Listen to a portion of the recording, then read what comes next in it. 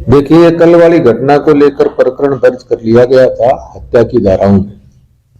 FIR में एक व्यक्ति राहुल स्वामी के ऊपर इनका शक किया गया था, क्योंकि कल परसों 4 बजे ये आखिरी बार मृतक राहुल स्वामी के साथ उसकी जीप में बैठ करके गया था।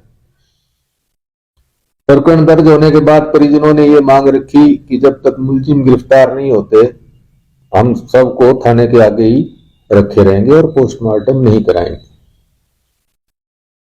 हमने सेक्टर से 3 टीमें बढ़ाई, जिसमें DSP Bagra, DSP Naur, SHO Bagra, Gogamedi, ये टीमें लगाकर रात में ही हमने मुख्य आरोपी राहुल स्वामी को राउंड अप कर लिया।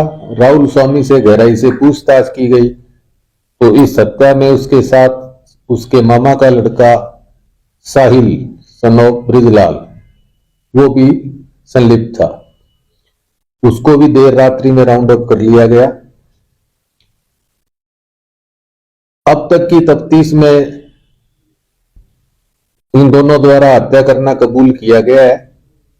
हत्या के पीछे रंजिश अभी तक आपसी लेन देन बताई गई है, और वो कैसे हुआ, कब हुआ, इसके बारे में गहराई से तफ्तीश जारी है कि इसका हत्या का मोटिव लेन देन ही था या और भी कोई हो सकता है, तो इस बारे में भी जांच जारी है।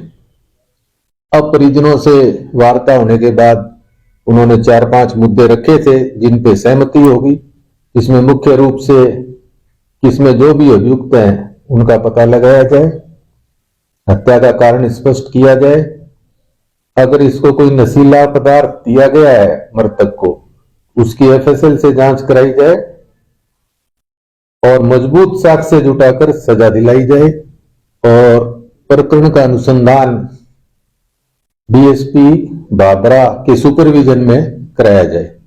इन सब बातों पे हमें कोई आपत्ति नहीं है, इस पे सहमति होगी और वो पोस्टमार्टम के लिए बॉडी को ले गए। सर, हत्या किन परिस्थिति में कहां पे की गई? हत्या में जो प्रारंभिक पूछताछ में आया है कि इसको पहले इसकी दुकान से लिया गया, क्योंकि मृतक और आरोपी आपस में दोस्त हैं और किसी रेस्टोरेंट में नौर में ले जाकर के चाय में कोई नशीली गोलियां, नींद वाली गोलियां देना बताते हैं, जिससे वो अर्धमूर्छित हो गया। फिर अपने फार्म हाउस पे ले गए, वहां से एक सुनसान रोड पे ले जाके इसके साथ मारपीट की गई, और उसके बाद नहर के किनारे जो सूखी नहर जिसमें डेड बॉडी मिली थी आपूवाला के पास, वहां इस पे कुल्हाड़ी से इसकी गर्दन पे भी वार करके इसकी हत्या कर दी गई।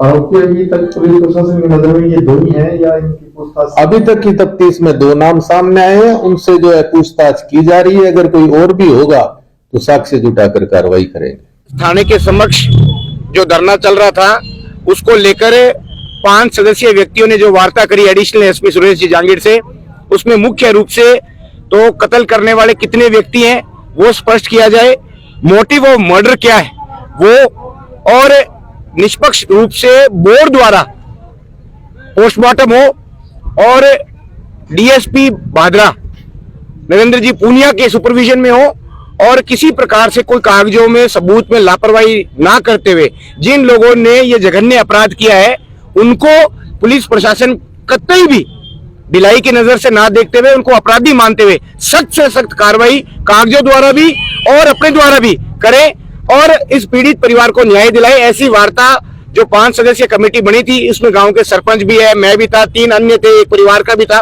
पत्रकार साथी भी बैठे थे। वो सारी वार्ता 1 बार नहीं, 2 बार नहीं, 3-3, 4-4 बार हो गई। जिन बिंदुओं पे संशय था वो भी दोबारा हो गए, और अभी भी मैं तो ये कहता हूं भी पीड़ित परिवार या गांव वालों को किसी भी बात पर संशय है तो हर बात क्लियर करने के बाद ये हो, पर सभी लोगों ने उन 5 व्यक्तियों की बात पर विश्वास जताया। अब पोस्टमार्टम के लिए हाँ भरी है और पुलिस की टीम अन्य जांच के लिए रवाना हो गई। कहीं कोई कोताही पुलिस द्वारा बरती जाएगी तो निश्चित रूप से ये गांव ही नहीं पूरा नौर तहसील इस मामले में कहीं ढिलाई नहीं बरतेगा। हम पीड़ित परिवार के साथ हैं। लाश के ऊपर राजनीति करने का कभी भी किसी का मकसद नहीं था, ये एक सामूहिक कार्य है। हम सारे मिलकर इस पीड़ित परिवार को न्याय दिलाएंगे, पुलिस प्रशासन की अनदेखी कतई नहीं करने देंगे।